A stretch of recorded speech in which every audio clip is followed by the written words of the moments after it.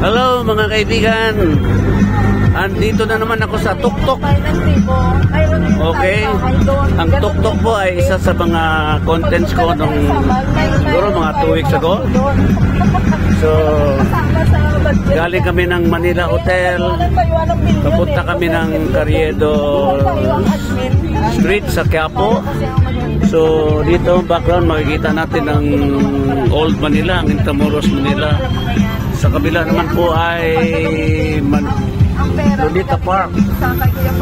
So, ito ang kalakaran dito sa sitwasyon sa Maynila, no?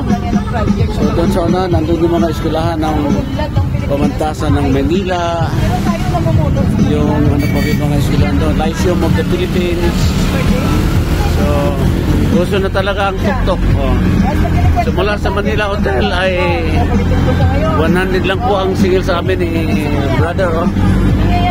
So, magano talaga kayo. Tuktok na kayo.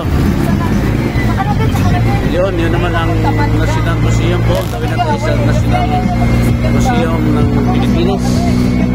Ayan, no? Ayan po, so hindi po kayo mamasyal dyan, mga kapatid. Ito naman yung World City, Intramuros, Manila. Ayan. Yun naman ang Manila City Hall. Ito po. So, magtuktok na tayo. Ayan. Sarap mong sumakay sa tuktok kasi hindi siya masikip. Tapos hindi naman kamahalan. So, ano pa hinintay nyo? Pag nasa Manila kayo, sumakay kayo ng tuktok. Okay. Ayan, nandito tayo ngayon sa Manila City Hall. Pupunta kami ng Carriedo sa Quiapo, mga kaibigan.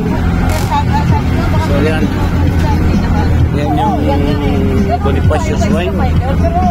Yan po, oh. Pinaganda to panahon ni Isko Moreno, no? Ni Yorme. Okay.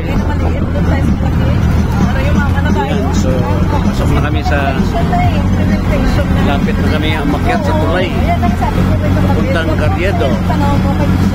Okay, so siguro hanggang dito na lang mga kaibigan. Tandaan po natin ang bagong transportasyon sa Manila, tuktok o e-trike.